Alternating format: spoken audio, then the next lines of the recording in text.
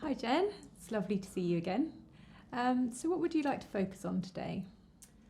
Well, as you know, I've been really concerned about my department closing, and obviously myself and the team are being made redundant.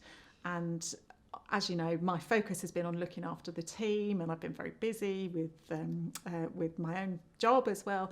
But I've realised now, it's really struck me today, knowing I've got this coaching session, that I really now need to focus on the practical side of actually getting a job for me.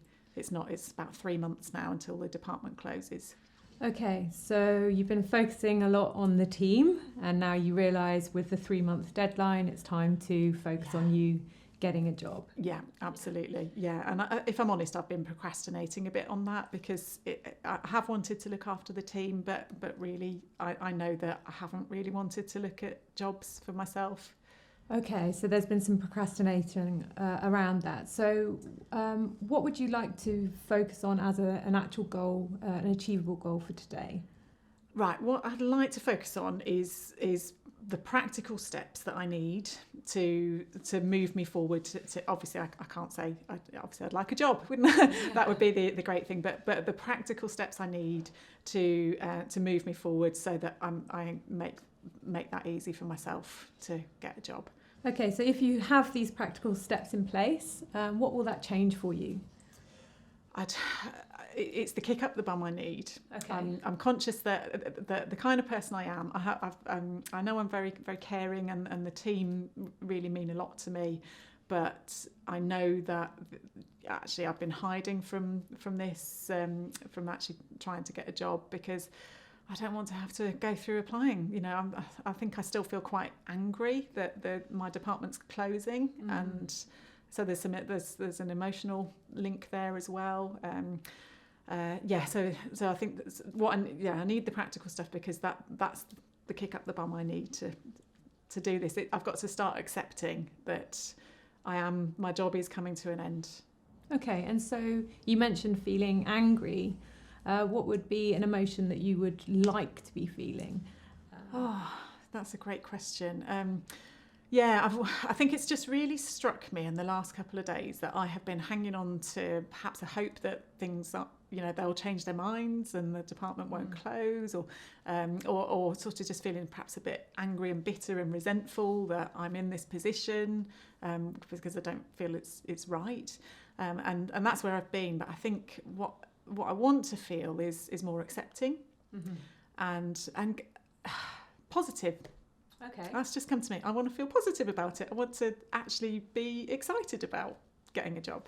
Okay, so if you felt positive, what would that look like? What sort of job would you be doing? How would your life look like if you were feeling positive about this change? Well, this is the thing, because as you know, I'm a single parent. Yeah. So I think this is the thing that's holding me back, is I've got the work I do. I want to make sure that I can still be there for my daughter. She's only 5. She's only just started school, and I hate the idea of her being in childcare every day, sort of before and after school. And so my ideal job would be similar to the kind of work I do now. I love leading a team, but it would be something that would mean that I didn't have to work full-time hours, so that I could actually pick her up from school several times a week if I could. Okay, Yeah. and so how does that feel when you say that out loud? Well, I know it's what I want, but I just don't think there's any jobs out there that I could get.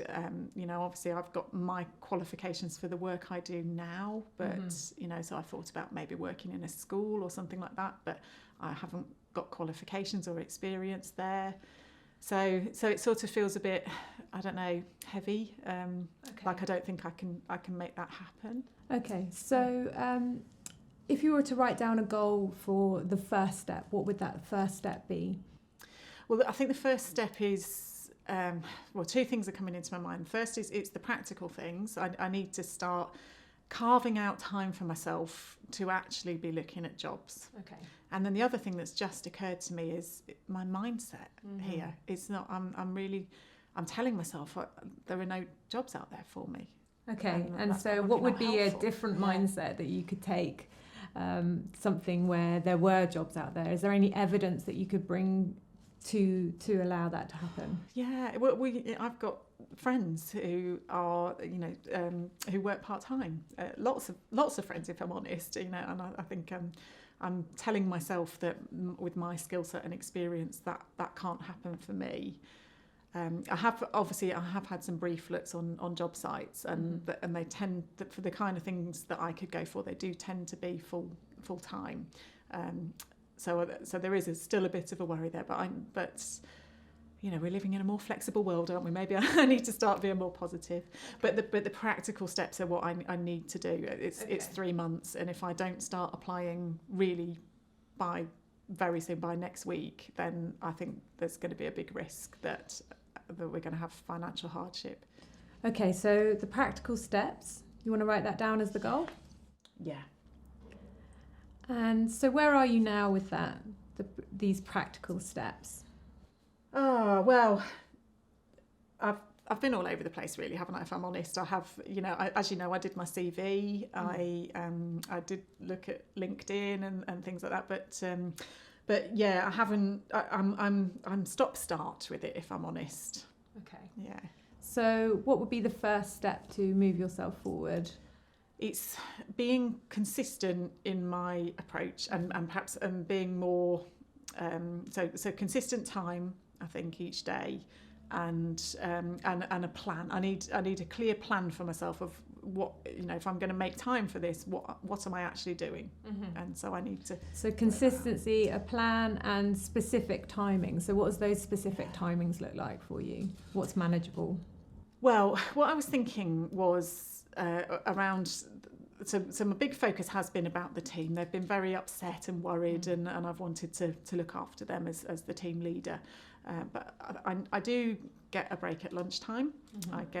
I get an hour's lunch break each day, and I never take my hour's lunch break. I always work through it, and I always make sure I'm there for the team, and they often want to come and talk to me and so on. So I thought, well, actually what I could do is use some of my lunch hour to start looking at jobs, but I'm not quite sure what I would do. I think that's what I need to think through, is what would I actually do if I gave away some of my lunch hour for this. Okay, so what could you do then? What are the options? So, well, there are certain job sites that I could look at. I could sort of make a plan to look at a different one each day. I guess I could also apply. Obviously, I could use that time to actually fill in an application form when I've found things that are worth me applying for. And something that's just occurred to me is I could just apply anyway for things, just to start to get myself into that mindset of maybe even just filling in an application form, even if I don't definitely want the job, or if it's full time or something. Okay. Yeah. So starting to do the process, fill in some application forms, feels like a good way to start you on this process. It does. It really does. And I'm starting to sort of feel some more energy towards this now. Now I'm sort of seeing it in my mind's eye, thinking, yes, I can sort of picture myself there on the computer at lunchtime, actually doing this, and maybe having like a little challenge for myself each day. Okay, so tell me a little bit more about what would the challenge look like, and how will you know that you've succeeded? Yeah, so I think if I have a challenge each day, so it could be right. Your challenge is for your 15 minutes today at lunchtime. You have to look at 3 different sites, or you've got to send 3 emails to prospective employers. And something that's just come into my mind as well is so around 10 years ago, I used to work for a different organisation, and my boss there, he and I got on really, really well. And at the time, he said to me when I left the job, he said he was so sad to see me go, and he said, "Jen, if you ever need a job again, just get back in touch with me, and we'll see what we can do." Now, I could get in touch with him. Okay. But I can feel, because it's been 10 years, I feel quite uncomfortable about it. Okay, so you said that, he was someone that was very positive about you in the past. He said always reach out if you needed to. So what's stopping you from reaching out? You said you feel uncomfortable. Yeah, I think I feel a bit embarrassed that I've not been in touch with him since then. I think we were in touch a little bit in the first 6 months, and then it faded away. and I haven't been in touch. It's probably been 9.5 years since I was last in touch, and I think I feel a bit selfish if I get in touch with him to say, you know, hi, have you got any jobs going, or something like that. So if this was a situation with your best friend, for example, what would you say to your best friend about this? Honestly, I'd say go for it. Okay. I'd encourage her. I'd say that they're not going to, what do you think they're going to say? You know, that I think I would probably encourage them not to immediately go straight to, hi, have you got any jobs? But just get in touch. But I was just thinking then, as you asked me that question as well, that actually if somebody got in touch with me saying, you know, oh, we've not been in touch for a while, how are you doing? I'd love to hear from them, even if it had been 10 years. I'd be delighted to hear from them, and I'd want to help them as well. Okay, so with that knowledge, what will you do?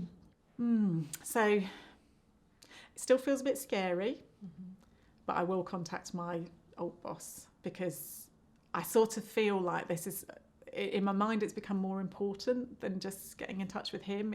This is about the kick up the bum that I've talked about, the me actually taking some practical action here, and the fact that feels a bit scary. And if I do it anyway, that I think that will also help me with applying for jobs, because that can all feel a bit heavy and scary. And so it's building your confidence. That's what it sounds like. Yes, so I am. So I'm going to get in touch. I'm going to get in touch today. Wow, good. Okay, yeah.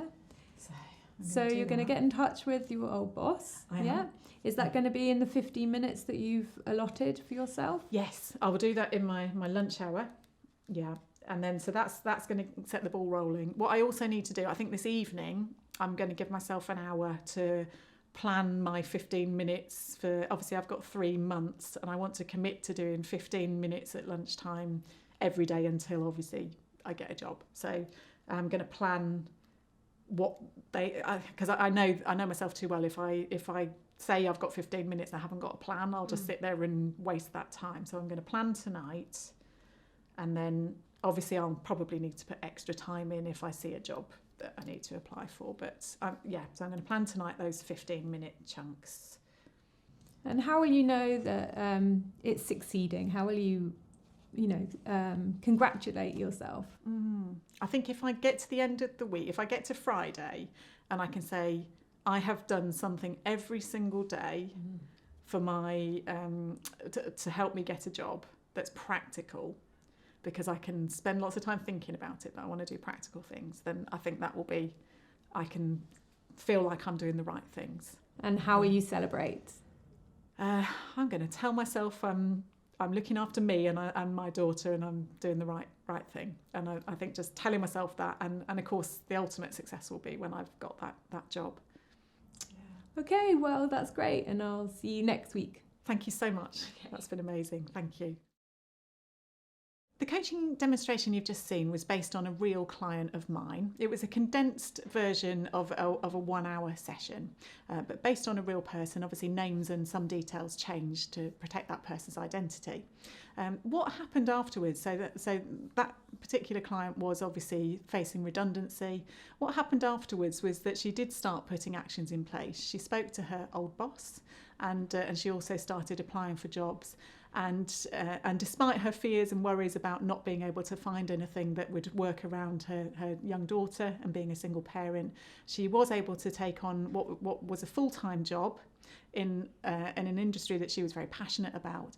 But she then negotiated reducing her hours down to 30 hours a week, so that she was able to pick her daughter up 3 times a week from the school gates. And she got in touch with me to say how absolutely delighted she was.